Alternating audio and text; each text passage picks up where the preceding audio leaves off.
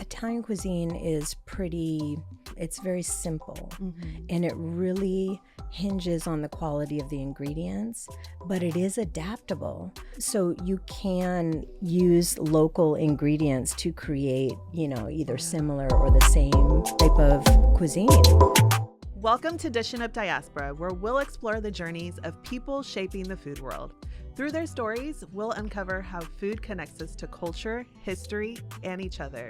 I'm your host, Chef Emmy, and today I'm so excited about this guest that I get to call a friend, a colleague, a mentor, Chef Sabrina Tinsley, co-owner and chef of Osteria La Spiga, the iconic Seattle restaurant that has been serving the cuisine of Italy's Emilia-Romagna region for an impressive 26 years. Sabrina's journey is a blend of farm-to-table Alaskan roots and international adventure. Growing up in Fairbanks, she fondly remembers her parents' love for entertaining, often hosting iconic guests in their home. After college, Sabrina lived in France, taught in Austria, and eventually found herself in Italy, where she met her husband, Pietro Borghese. Together, they opened a frozen yogurt shop and a piadina shop, running them for 5 years before moving to Seattle and opening Osteria La Spiga. Sabrina has appeared on Iron Chef America, competing against celebrity chef Bobby Flay, and showcased her skills on Food Network's Chopped Tournament Battle Italiano. Beyond the kitchen, Sabrina is a passionate advocate for diversity in the culinary world. She launched the Future of Diversity program aimed at supporting and celebrating chefs of colors with initiatives like workshops and networking events. She also recently introduced La Dispensa, a fresh take on Italian deli where you can find many of La Spiga's beloved dishes ready to prepare at home. Sabrina, welcome. Thank you, Emmy. That was a mouthful. Done. You said it all. This is an icon here in the Seattle restaurant scene, you guys. Sabrina, I'm gonna appreciate that. Yeah, of course. I'm gonna start with a little icebreaker, Yes. a little game that I call Quick Dish. Okay. I'm gonna name like two things, and you just pick which out of the two speaks most to you. Okay. Focaccia or piadina? Piadina. Frozen yogurt or gelato? Frozen yogurt. Iron Chef America or Chopped? Chopped. Butter or truffle oil? Butter. Garlic or shallots? Garlic. Coffee or tea? Coffee. Pappardelle or tagliatelle? Tagliatelle. Ooh, say that again. Tagliatelle. Tagliatelle. I love it. Dining out or cooking at home? Cooking at home. Polenta or grits? Ooh. You got me. I stumped you on that one. All right. Let's go for polenta. Okay. It's yellow. Yes. Early morning or late night? Early morning. Okay.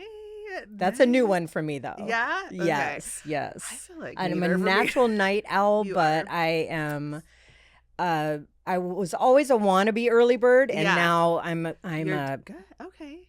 diehard early bird. Nice. Yeah. Good for you. Have you been more productive with that? Do you feel like you've seen some Yes. changes? Nice. I love it. Awesome. Okay, I want to learn more about you, Sabrina. Okay. Let's go back to growing Okay. up in Fairbanks. Yeah. Like, how did your surroundings there shape your relationship with food and cooking? Oh, man. Okay, so we grew up, like you mentioned, we grew up farm to table. So we grew up the way my mom grew up. So she grew up farm to table as well. She would spend her summers with her grandmother. She grew up in Michigan. Okay. So she would go across the border to Windsor and spend the summers with her grandmother. So she learned farm to table. We grew up farm to table as a consequence. And I think just being able to harvest your produce or a chicken Yeah. from your own backyard really brought it home for me. I mean, I always loved eating. Like I was always a ravenous eater, and my mom was a fantastic cook. So just being able to see the whole process farm to table was huge. But then also the wilds of Alaska. Can you imagine the Oh my bounty? Like goodness, we didn't hunt ourselves, but we fished a lot. So salmon, halibut, trout, just all the all the fish you can find up north, and we would get wild game from folks who had gone out hunting. So we had that. We had the berries, the blueberries. Have you ever had Alaska wild blueberries? No. Wow. gosh. They are so good, like a far cry from what you can Wow. find here. They're more like, I think if you get wild huckleberries here, Mm-hmm. they're more similar to wild Wow. huckleberries than just very intense Yeah. flavor. And the high bush cranberries, low bush cranberries. So a lot of even, in mushrooms. So Mm-hmm. a lot of harvesting from the forest as well. So as you can imagine, Yeah. completely surrounded by food. Absolutely. Wow. And then your mom has roots in Louisiana. Yeah. So did those flavors show up as well in your Yes. childhood? Absolutely. And she loved to cook from everywhere, but Mm-hmm. her big dish was gumbo. Ooh. Yeah, so we would have gumbo usually, well, always on New Year's, and then a couple times throughout the year, she would bring out, Nice. the big pot. Nice. With all the like fresh Alaskan seafood. Oh my gosh. Yes, That king sounds crab, ooh. That the sounds so shrimp. good. Yes, Do you absolutely. guys still do gumbo for New Oh, Year's yes. here? Oh my gosh. Well, not We're so much for New Year's, oh really actually. just No, okay. we'll do it. Now we've taken it on. My daughter and I cook together a Mm, lot. love So this. that's, we'll do that, at least once a month. Yeah, nice. So this melting pot of like influences, have they ever made you question or like face challenges about your identity in the culinary world, especially like as a chef known for mostly Italian cuisine? Yeah, that's interesting. So, like my mom, at home, I cook Mm-hmm. from all over the world. I Mm-hmm. really, really love international cuisines. And so, I think that kind of helped me really embrace Mm-hmm. the Italian cuisine when I was living over there. Yeah. I really dug deep. Nice. I would dig up like old recipes from Pietro's family's past, like from Wow. old Mm-hmm. letters that they had Oh, passed back nice. and forth, and Yeah. vintage recipes from cookbooks that you don't really find in restaurants Mm-hmm. there, but that I wanted to try out, Yeah.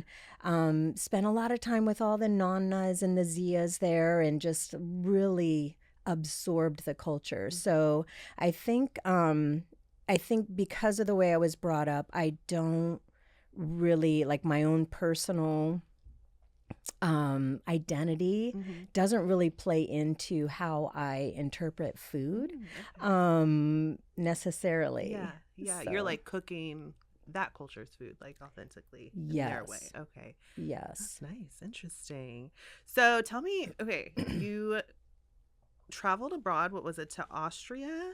Hmm. And then you landed in Italy. Tell me about that Yeah, experience, like living in yeah, Italy. You mentioned, a little bit after you married Pietro, like digging through the recipes and stuff. But how long did you yeah. live there for? So I was overseas for 6 years total, Okay. and I actually started in France Hmm. because I finished my college credits in France. I Okay. actually graduated and then I went and Mm. finished my college Okay. credits in France. Somehow they let me do that. And was it like Um, culinary related Not college at work? all. Okay. Not at all. Did I you actually even think that that's where you were gonna head? Um, actually, yeah. I Oh, mean, actually, I had a passion for it. I okay. ended up in college. I ended up studying elementary education. Okay. I thought I was going to apply to the hotel and restaurant school. I Mm. tried, Okay. but I failed a math class, trigonometry, my No. freshman year because I was goofing off, Yeah. just having fun. And because of that, it brought my GPA down too far. Mm. Of course, consequently, I got a 4.0 the next quarter, There but you they averaged it out, and I didn't make it. So Yeah. anyway, so I did elementary education, and I finished my college credits in France because I Okay. had a French minor. Hmm. And then from there, I wanted to travel all throughout Europe and learn the different cuisines, the languages, the cultures. And so, my first job after France, I landed in Salzburg, Austria at an international boarding school. And that's where I met Pietro, Oh, actually, while I was okay. living in Austria. Oh, okay. Nice. And then you guys moved back to Italy together, or kind of? Yeah, so we dated back and forth for a year. I would go down on the weekends. And then after a year, I said, this is too much. I'm moving down. And I loved Italy. I mean, of course, you know, I loved Austria. It was beautiful. But culturally, I jived more with Italian culture. A little bit more, exciting. So I moved down and we married. After a little over a year of knowing each other. Wow. And you opened a frozen yogurt shop and a piadina? Yes. Okay. Yes. So Pietro is also like very involved in like the food, like culinary world as well? Or was that kind of more your thing that you were like, hey, let's do this? He'd always worked in the food industry. Okay. Yeah. And he was, when I met him, he was working for a gelato company called Babbi. And they make all kind of chocolate confections as well, and wafers. They're very famous for their wafers and cones. And they had a new product, which was the frozen yogurt. And so Pietro was responsible for opening a chain of frozen yogurt shops all over Italy. And I got to have a part in that. I got to travel with him and kind of see how you put these yogurt shops together. And we ended up opening one ourselves as well. Nice. Cool. And then you decided to move back to Seattle. When you were deciding to move back to Seattle, did you already have an idea that you were going to bring the culinary of Emilia Romagna? Yes. Am I saying it correctly? Yeah. Back to Seattle? Yes. So besides the yogurt shop, we opened the piadina shop. Piadina is a flatbread that's very typical from Romagna, which is where Pietro grew up. And we knew that we were going to expand our concept of the piadina here to Seattle. Nice. So how was that like experience opening a restaurant? That was 26 years ago. Yes. Very, very different from what like the landscape of the restaurant world looks like right now. How was that experience opening up that? It was nice. Yeah. It was an adventure. We actually worked with my sister. She was our business partner in the beginning, and she was here in Seattle. And so she found the space, and she sent us all the measurements of the space and so on. And we actually had the shop built out in Italy. Oh, wow. Because we knew the artisans. We knew we could do it for less expensive than it would cost to build out here. So we had the whole shop built out in Italy and shipped over on a container with all the furniture and a lot of the equipment, because it was pretty specialized. You know, we needed our piadina grills, we needed our dough sheeters, we needed the stuff that we needed, and so we, on the corner of Broadway and Union, we built out our little shop, and I think it was like 2,600 square foot shop, and the rest is history. That reminds me when we opened up the restaurant Tempero do Brasil. I was 12 years old. So we traveled to Brazil, and then like my parents had like, we went to like the little villages to get like the clay pots and all that, and like hauled everything back to Seattle. So when you were saying that you built it out, I get it. My dad even like brought like payphones. Do you know what those are? Yeah. People, but in Brazil, like the payphones like would be like, it's like work of art. It would be like a berimbau, like the capoeira instrument, or like a coconut tree or something. So my dad decided to bring like a whole like payphone like structure back to Seattle. So like here we are. Like I was super embarrassed. I was like 11 or 12, like walking through the airport with like all these huge containers, and like immigration's like, what is this? Yeah. Like, what are you doing?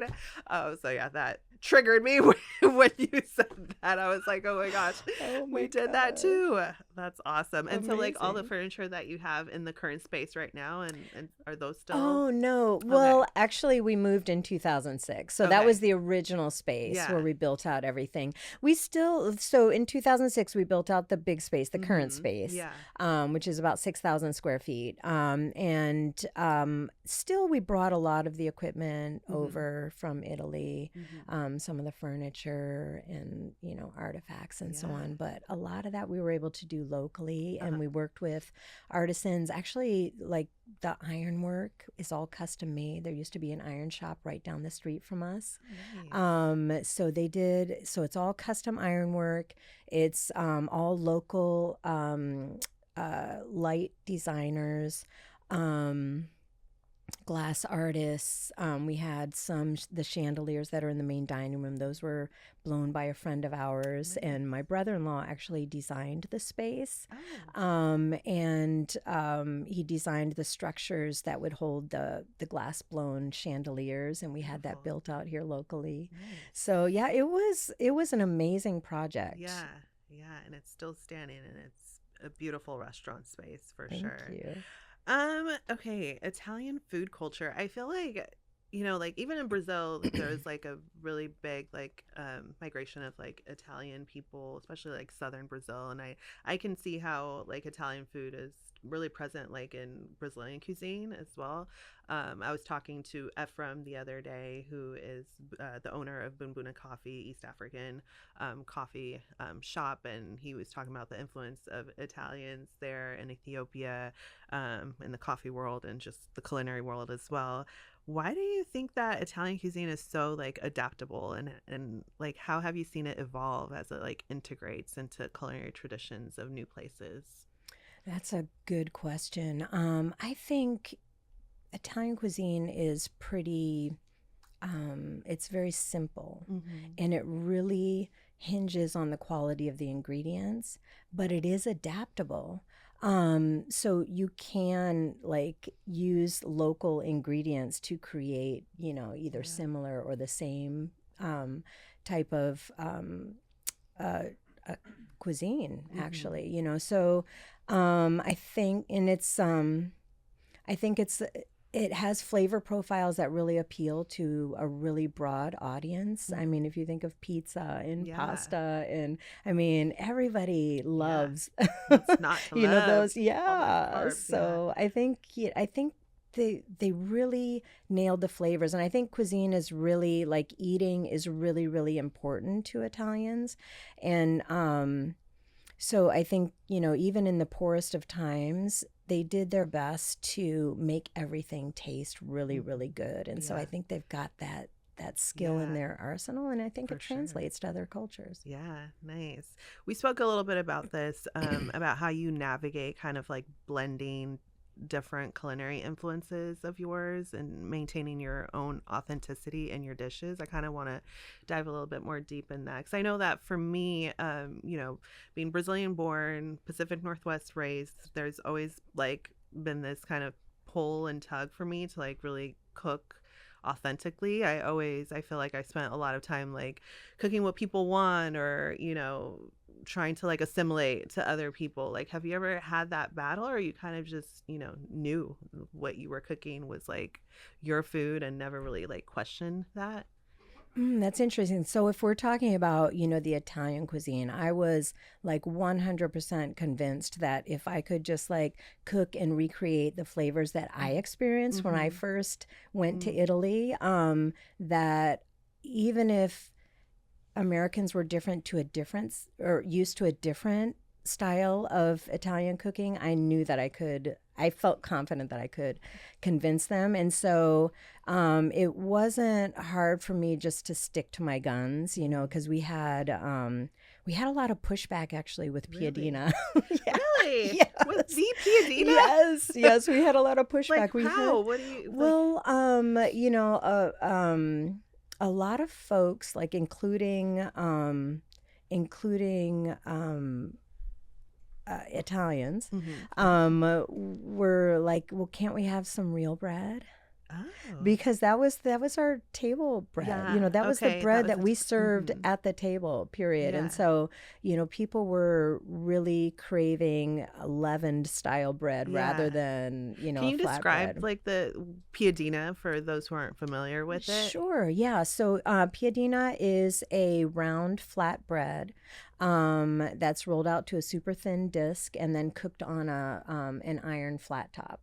It is crispy on the outside, soft on the inside.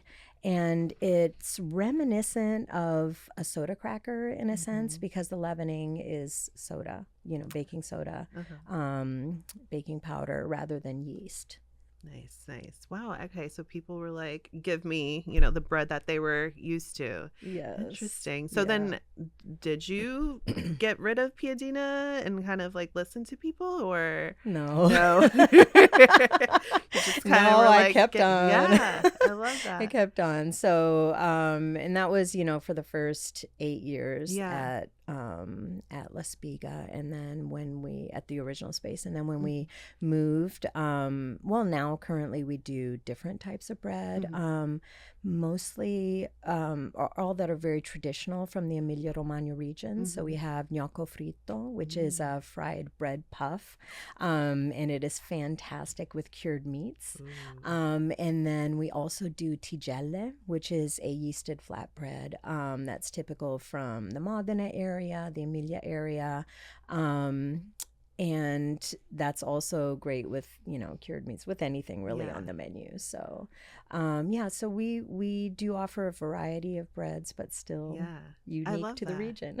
No, it's great. Sticking to your guns. It really reminds me of, even at my parents' restaurant, like dishes that kind of were hard for non-Brazilians to understand, like the farofa, which the cassava flour. People would eat it and be like, what is a sawdust?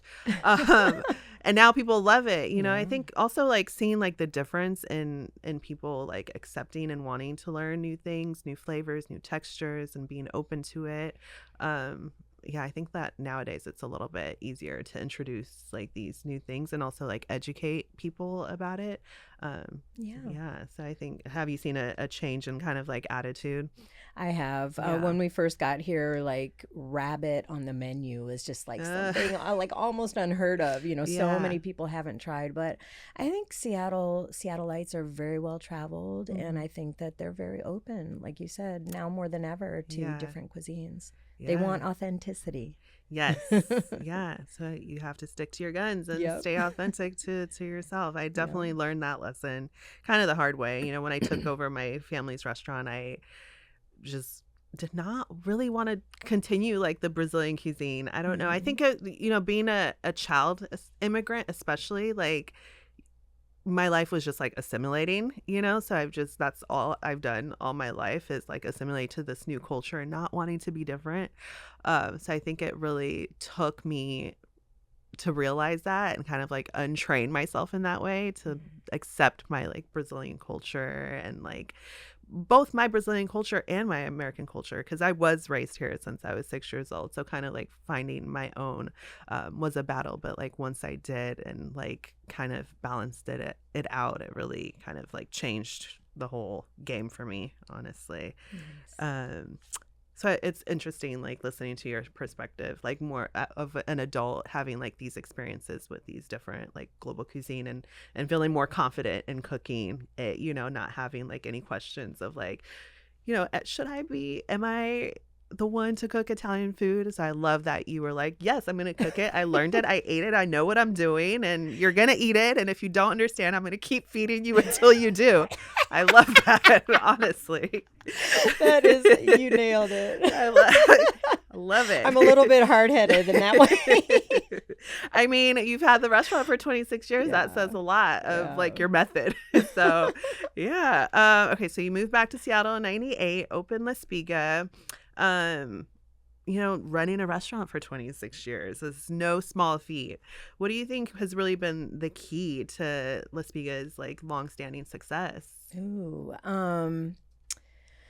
man, it's hard to nail any one thing. I think it's a combination of things. I think it's, the support from our guests, the support from our staff. We would be nothing if we didn't have our staff. And we've had many people come through that restaurant, through the years, and many of our staff have gone on to open their own restaurants, which is very rewarding, or bars or whatever it is. So I think, that is really crucial. I think I think the fact that we have stayed true to ourselves, you know, and have been consistent throughout the years has been really helpful. And I think that, you know, despite the fact that, you know, we want to serve the food that we want to serve, we do listen to our guests, you know, and when they're not satisfied with something, we step up and make the changes, make adjustments. And, you know, there's always, we're always going to have growing pain points, you know, because you can't nail every night. I mean, we have bad nights too, you know, so we do listen to our guests. If, you know, they're not satisfied for any reason, we always try to improve. We never think that we're, you know, at the top of our game 100% of the time, but we try. Nice. And, you know, you've been a part of the Seattle dining scene for more than 2 decades. Like, what changes have you witnessed during that time? Yeah, we've been through a lot, all the ups and downs, economic ups and downs. We've weathered them all.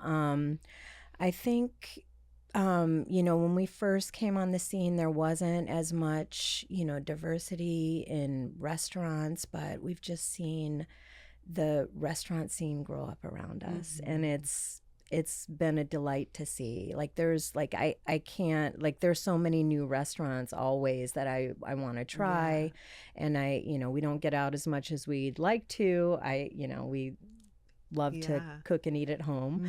But yeah, we've really seen it grow up and mature around us. It's been delightful. Nice. And then recently you've launched Future of Diversity, which is a program that aims to support and uplift chefs of color. It does incredible work. I was a part of it as well. Can you tell me what inspired this? Yeah. So, for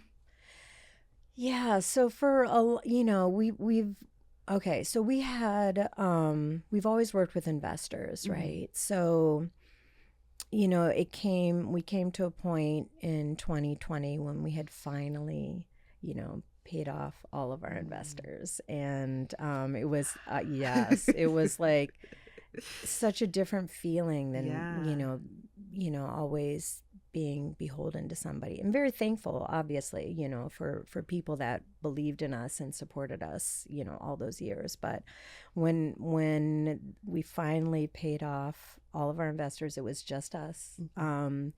I felt like I really wanted to use my platform to help other people. We struggled a lot. It's not an easy industry, as you know. And we've worked hard, and I know that, I've been through some things that could potentially help somebody else, support somebody else and help them fulfill their dreams. So obviously, as a Black woman, I want to support my community. And we started actually during the pandemic when we were closed down. And so we started with takeout meals and invited a chef every month to come and do a pop-up at La Spiga, and it's just blossomed from there. Yeah, it's a beautiful program. I wish, when I was in culinary school or back when I was starting out, I had something like that. I think what you're doing is really great with Future Diversity, just to have the support, have mentors, and the space and resources, especially for chefs of color, is great. So thank you for doing that work. Oh my gosh, and it's please a pleasure. continue, and let's continue to grow that. Yes, for sure. Absolutely. Why do you think it's so important to provide a space for chefs of color to connect and share experiences and learn from each other? Particularly here in Seattle, but just as a whole as well in the industry. Yeah. I think kind of like you, I grew up assimilating my whole life, you kind of, growing up in Alaska, it was, there was some diversity, but, you kind of learned to adjust and adapt. And in 2019, I attended the Chefs of Color workshop at at Quillisasket Farm, which was a program that was started by Christy Brown. And it was just being in a room with all, minority chefs was a different feeling, than, having, I didn't feel like I had to compromise myself or, I was just much more relaxed. I was actually, I've always been like mortified to talk in front of people. And so for the first time, I was able to open up and relax and just like be myself, I guess.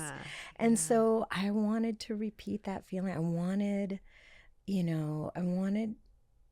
I don't know. I wanted to create this feeling for others, and they're the Seattle community is diverse, but we're kind of spread out, and so just creating a space where we can just be was really important to me. Yeah, I love it. Yeah, I had that experience with the farm, the Chefs of Color farm, which you were a part of too. When I was there, it was definitely tears at the end. Yes. It's really transformative. I don't know. I think it's just a different energy. Yeah, when we gather with people who share kind of our stories, we share our similarities, we feel like we belong. It's definitely different. And like you as well, like I think had it not been a Chefs of Color space, I probably would not speak up as much and kind of just like take a back seat as well. Where in a space with people like me, you're just more open and feel more safe. So definitely important work that they're doing and important work that you're doing with the future of diversity. And then you launched La Dispensa recently as well. Tell me a little bit more about that. Yeah, La Dispensa is our La Spiga at home concept, and it is strictly online now. We started out with a very small counter space, brick and mortar space, but after about a year and a half, just retreated back into La Spiga and decided to go fully online. And it's working out much better for me.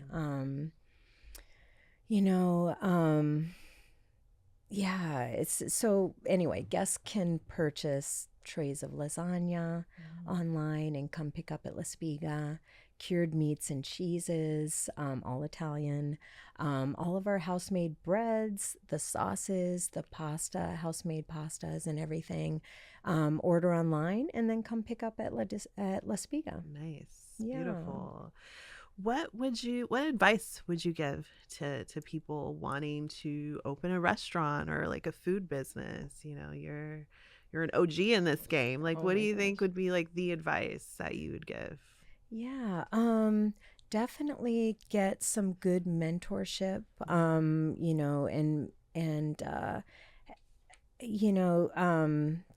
talk through everything, like not once, but many times before you start up a business.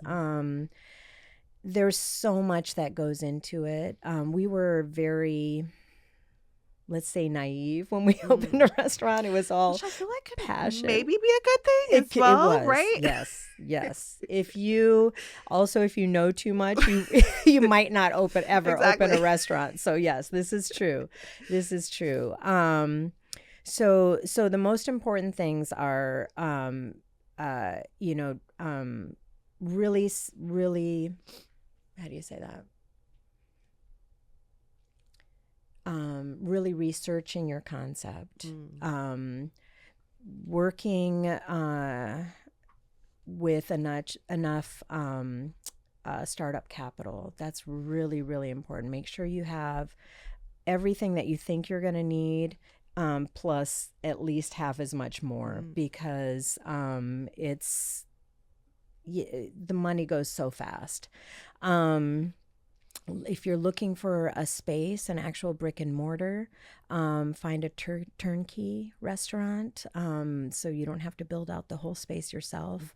That can get very, very expensive. And I might even suggest starting small with a food truck or something, or as pop-ups. A lot of people, are starting with pop-ups now and really creating an online presence before they actually decide that they need to go into a brick and mortar. So starting small is huge. Yeah, no, exactly. Starting small is huge, people. No, I totally agree. Going back to the first thing you said, find a mentor. Yeah. I feel like I've always struggled with that, back when I was in culinary school, just kind of being more introverted, like not wanting to bother folks. And then, right after culinary school, I went into private chef work. So that was like very isolating as well. So I've never really I just never had like any opportunities for like mentorship or community. Like, what are some things that people can do to find a mentor or find a community to be a part of where they can, share their ideas, run their concept by people, get advice and tips besides reaching out to Future of Diversity? Yeah. I've also struggled with mentorship. And so it's not easy, persistence, obviously, but do your research. Who would you like to emulate? Whose concept do you love? And then just ask. I mean, that's really literally the only way, and don't be afraid to volunteer. I mean, it's not all about money these days. Sometimes the experience is priceless. And so, even just offering to, volunteer at special events for somebody that you really admire, or, asking if you can do an internship or even just observe, can go a long way. And then really just with the mentality of, I want to prove myself to this person, because they will recognize it, even if it seems like they're working and not even paying attention to you. If chefs or other chefs or anything like me, I see everything that goes in my kitchen. Nothing goes unnoticed. And so if you want, if you can really get in there and prove yourself, they will recognize that. And even though they might not have a position for you right away, they will remember you for the next time. Because I always do. People that come through my kitchen that, do a really good job and, show initiative and desire to, work hard, I'll always remember them. Love it.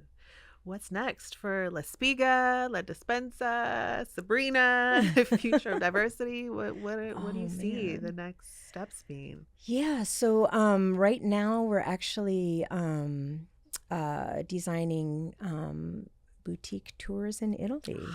So sign me up. Oh my gosh. Yes. So specifically in the Emilia Romagna. Yes. Am I saying this? Emilia Romagna? Yeah. Emilio or Emilia? Emilia. Emilia Romagna. Yes. Yes. So Pietro is the tour guide. So he has designed the 2 tours coming up, one in May, one in October in the Emilia-Romagna region. But over the years, he has created so many contacts in the food and wine world that we're not going to stop at Emilia-Romagna. Yeah. He's going to definitely be designing tours, all over all over Italy. Wow. With a special focus on food and beverage? Food, beverage, culture. Wow. Yes. That's amazing. How awesome. Yeah, no, seriously, sign me up. Yeah. That's a dream of mine, to also do that Brazilian version and bring people back specifically to Bahia and focusing on Afro-Brazilian cuisine. So I think, food is our universal language. It's like the one thing that brings us all together. It's the one thing I think you can learn so much about a person by like just the history of like their food culture and the way they cook and stuff like that. So that's beautiful. Food and travel go hand in hand. 100%. And sign me up for your tour. Love it. Yes.